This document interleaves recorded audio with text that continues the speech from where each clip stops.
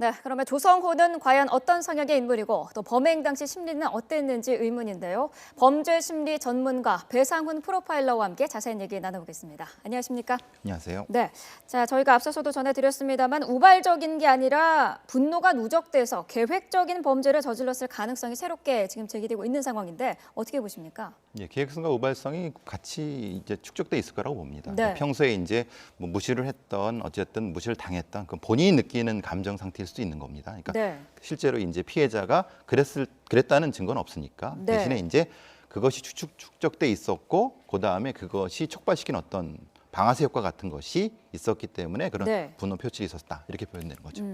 범행 후에 그 행적을 보면 좀 놀라운 부분이 SNS에 자신의 인생 계획도 올렸고요. 뭐 사진도 계속해서 올려왔는데 이런 부분은 어떻게 볼 수 있을까요? 네, 기본적으로 이제 본인이 생각하는 어떤 삶이라는 게 있죠. 근데 네. 이전에 실패를 많이 해왔습니다. 네. 사업도 몇 번 실패를 했고 인정받지 못했고 지금 이제 외톨이로 살고 있는데 네. 그런 어떤 의논하는 사람인데 그 사람이 자기를 그러니까 그 심리적으로 공격했기 때문에 네. 그런 부분들 때문에 이제 어떤 그 반대 효과, 말하자면 자기는 성공하고 싶고 성공해야만 한다고 하는 그런 것들을 계속 반복해서 진술했을 겁니다. 네. 그 심리가 거기 투영되어 있는 거죠. 범행 후에 피해자와 살던 집에 계속 머물러 왔었고요. 또 친구랑 약속도 잡고 집에서 영화를 보는 등 평소와 다름없는 생활을 했는데 이런 부분은 어떻습니까? 치밀하게 계획된 어떤 행동이라고 볼 수 있을까요? 아니면은 자신이 엄청난 일을 저지른 거에 대한 그런 현실을 도피하기 위한 어떤 몸부림으로 볼 수 있을까요?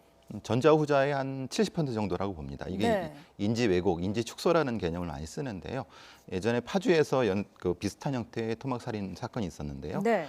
그 사람도 역시 이제 욕실에다가 그 이제 훼손된 시신을 놓고 이제 영화도 보고 밥도 먹고 그랬습니다. 네. 말하자면 그 사실을 잊고 자기의 다른 어떤 새로운 생활이라든가 삶을 생각하기 위해서 계속 그 상황이 반복되고 있는 거죠. 아하. 보통 이제 우리가 이런 사람들의 인식이 보통의 여러 가지 그 자극을 많이 받아들일 거라고 생각하는데 네. 그렇지 않습니다. 왜냐하면 많은 자극을 받아들이면 고통스럽기 때문에 네. 자극을 고정시켜 버립니다. 네. 그게 특히 시각적인 거나 청각적인 게 고정시키기 때문에 왜 이 사람이 영화를 봤거나 아니면 특정한 형태의 산을 만들려고 했다는 것은 네. 그런 어떤 반작용이죠. 이걸 잊으려고 하니까 이쪽에 자극을 하는 겁니다. 네. 자, 조성호의 인물 성향도 지금 관심을 받고 있는데 가정 환경이나 성장 과정도 보면은 비교적 평범했고요. 뭐 학대도 받은 적이 없는 것으로 지금 나타나고 있고. 자, 그런 상황인데 이런 끔찍한 범행을 저질렀거든요. 어떤 인물이라고 볼 수 있을까요? 이게 이렇게 말하면 저희들을 욕하시겠지만 프로파일러들이 보는 입장에서는 가장 전형적인 토막살인범입니다. 왜냐하면은 네. 보통 우리가 이제 토막살인범을 그 속된 표현이지만 깍두기 같은 사람들은 네. 그런 걸 하지 못합니다. 왜냐하면은 그럴 필요도 없기 때문에. 네. 왜냐하면 두렵고 무섭고 어떤 걸 좀 숨겨야 되기 때문에 이런 훼손을 하는 것이지. 그러니까 보통 보면은 좀 작고 여리고 얼굴도 좀 하얗고 이런 사람들의 전형적인 특성이 나타납니다.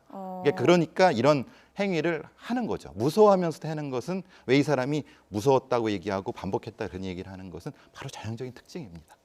그렇군요. 보통 이 시신을 훼손할 정도라고 하면은 평소에도 굉장히 성격이 좀 과격한 모습을 좀 보인다든지 그런 점이 있을 것 같은데 꼭 그렇지만은 않은 건가요? 그렇지 않습니다. 그거는 보통 생각하시는 거하고는 많이 다릅니다. 네. 자, 지금 조성호가 혹시 분노 조절 장애가 아닌지 이 부분을 지금 계속해서 조사가 이루어지고 있는데 자, 분노 조절 장애로 판명이 되면은 뭐 좀 달라지나요? 또 형량이 달라지거나 그런 게 있습니까? 우리 사법부의 판례는 그런 건 없습니다. 네. 이제 이 정확한 표현은 간헐성 폭발성 장애가 맞습니다. 네. 그러니까 평소에는 굉장히 그 순하고 우리가 보통 이제 아무것도 안 하는 이런 사람입니다. 그러다가 자극이 바늘 같은 자극이 톡 하면 빵 터지는 것이 보통 이런 장애의 특징이거든요. 네. 그러니까 그 당시에 본인의 의식이 있었는가 없었는가를 증명을 해야 되는데 우리 네. 사법부에서는 그거를 받아들이는 판례는 제가 알기로는 케이스가 없습니다. 예. 그렇다면 지금 이런 부분을 조사를 하는 거는 왜 그런 건가요? 그러니까 뭐 적극적으로는 다른 사건 예전에도 그런 일이 있었는가 혹시 네. 이 부분이 치밀한 계획성이 있었는가 아니면 그러니까 지금 문제가 되는 혹시 다른 사람이 그 자리에 있었는가 네. 그러니까 지금 혼자 하긴 너무 어렵다 그러면 다른 사람이 있어야지 가능하다 이런 것들을 추정하기 위해서 이걸 찾으려고 하는 겁니다. 요즘 계속해서 분노 조절 장애라는 단어가 나오고 있는데 그 사실 현대인들이 어느 정도는 분노를 조절하기 힘든 부분이 있지 않습니까?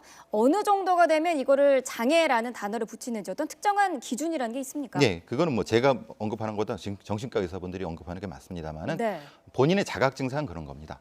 이렇게 그 분노를 표출했는데 자기가 뭐 했는지를 잘 모르는 어허. 그거면 이제 병적인 겁니다. 근데 네. 보통 이제 자기가 그런 막 흥분하는 과정에서도 내가 지금 줄여야 된다 생각했으면 아직 거기까지 임계치 넘지 않은 겁니다. 네. 거기가 기준점입니다. 지금 그 경찰도 범죄심리 분석관 그 프로파일러를 투입해서 조성호의 성장 과정이라든지 심리 상황을 집중 조사를 하고 있는데 어떤 내용들이 포함이 되나요? 이 조사라는 게 어떤 건가요? 기본적으로 이제 그 사람한테 하고 싶은 말 다 하게 합니다. 네. 그러니까 평소에 이 사람의 하고 하는 말의 톤, 그리고 말의 컨텐츠, 그다음에 말을 하면서의 다른 어떤 미세 표정 변화라든가 움직임 변화를 파악을 한 다음에 네. 기본 베이스 행동을 찾고 그다음에 베이스 행동에서 튀는, 그러니까 그럴 때 이제 각각 요소들에서 자극을 줍니다. 자극을 네. 주게 되면은 거기서 이제 감정적으로 툭툭 튀는 어떤 부분이 있겠죠. 말하자면 아버지 얘기할 때 튀고 어머니 얘기할 때 튀고 아니면은 다른 어떤 뭐 친구 얘기할 때 튀고, 그럼 이 사람의 가장 큰 어떤 그 방아쇠, 네. 그러니까 촉발 요인이 무엇인가를 찾는 겁니다. 그것이 이 사람을 움직이게 하는 어떤 요인이 되는 거죠. 그걸 지금 찾고 있는 것이고, 그러는 과정에서 왜 계속해서 지금 그 거짓말을 하고 있는가, 네. 거기에 대한 이유도 되겠죠. 이건 사실은 진술의 신빙성이라고보다는 이건 숨겨진 진실성이라고 얘기를 하거든요. 네. 그러니까 말을 합니다. 말을 하는데 그 단서를 주면서 말을 합니다. 이런 사람들은 네. 그러니까 알아들으라는 얘기입니다. 근데 못 알아들으면 또 넘어가죠. 네. 그러니까 처음에 이제 그게 어느 그 메커니즘으로 올라가는지를 저희는 찾아내는 사람들이고요. 거짓말 탐지 조사랑은 좀 다른 부분이 있는 거군요. 그렇죠. 거짓말 탐지기는 진부 여부만 확인하는 것이고요. 네. 감정 변화를 찾는 거고, 저희는 그 감정 변화가 어디서 왔는가 찾는 겁니다.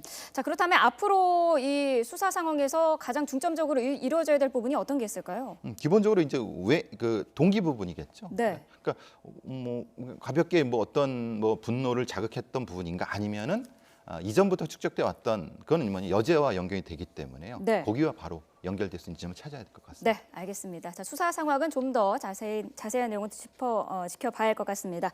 지금까지 관련된 내용 자세히 짚어봤습니다. 배상훈 프로파일러와 함께했습니다. 오늘 말씀 감사합니다.